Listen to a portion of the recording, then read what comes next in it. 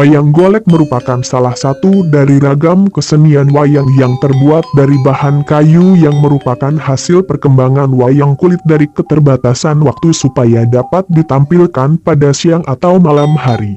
Pertama kali diperkenalkan oleh Sunan Kudus di daerah Kudus, dikenal wayang Menak, Cirebon, dikenal wayang Cepak, lalu Parahyangan. Wayang golek sangat populer di wilayah Jawa Barat, daerah penyebarannya terbentang luas dari Cirebon hingga Banten sekitar tahun 1583. Sunan Kudus yang merupakan salah satu penyebar agama Islam di Pulau Jawa pernah membuat kurang lebih 70 buah wayang dari kayu. Wayang tersebut dipertontonkan di siang dan malam hari dengan sumber cerita lokal atau imajinasi sendiri yang tentunya syarat dengan pesan agama Islam. Sunan Kudus menggunakan bentuk wayang golek awal ini untuk menyebarkan Islam di masyarakat. Munculnya kesenian wayang kayu lahir dan berkembang di wilayah pesisir utara Pulau Jawa pada awal abad ke-17. Dikarenakan masyarakat Jawa Tengah dan Jawa Timur telah terlebih dahulu mengenal wayang kulit, kehadiran wayang golek kurang begitu berkembang karena masyarakat di sana terlanjur menggemari wayang kulit. Namun wayang golek Sunan Kudus itu menarik hati dari ulama atau sekurang-kurangnya santri Cirebon yang sedang berkunjung atau berguru ke wilayah Sunan Kudus. Akhirnya ide wayang golek itu dibawa ke Cirebon.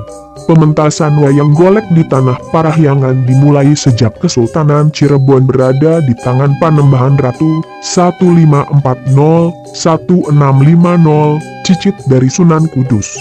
Yang dipertunjukkan saat itu adalah wayang cepak, atau wayang golek papak, disebut demikian karena memiliki bentuk kepala yang datar.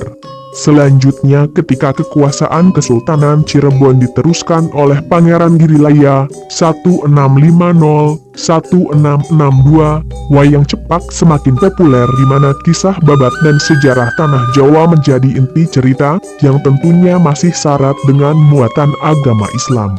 Lalu wayang golek dengan cerita dari epos Hindustan seperti Ramayana dan Mahabharata seperti yang sekarang mulai hadir. Kisah-kisah Ramayana dan Mahabharata tersebut kemungkinan besar pertama kali lahir dan berkembang dalam pertunjukan wayang kulit. Semula kisah tersebut menggunakan bahasa Jawa. Namun, setelah banyak dalang-dalang dari kalangan orang Sunda, maka bahasa Sunda pun mulai menggantikan penggunaan bahasa Jawa. Perkembangan selanjutnya adalah wayang golek Purwa yang tidak bisa dilepaskan dari peran Wiranata Kusuma III, Bupati Bandung ke-6. Beliau sangat menggemari wayang, tetapi ia menginginkan suatu pertunjukan yang lebih menarik dan memiliki nilai-nilai kesundaan.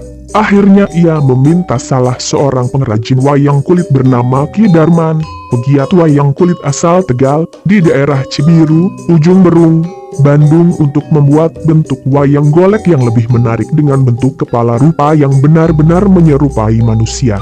Maka lahirlah bentuk wayang golek Sunda seperti yang kita lihat sekarang.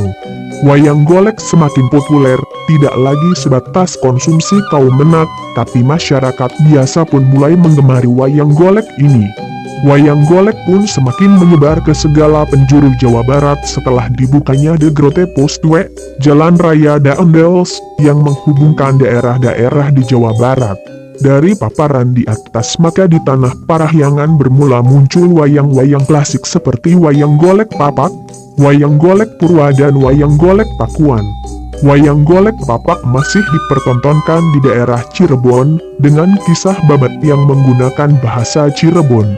Wayang golek Purwa memainkan kisah Mahabharata dan Ramayana yang diadopsi dari pementasan wayang kulit namun menggunakan campuran bahasa Jawa dan bahasa Sunda. Wayang golek Pakuan, kisah yang ditampilkan adalah kisah-kisah legenda periangan seperti Sangkuriang, Munding Laya di Kusumah, Lutung Kasarung dan lain-lain.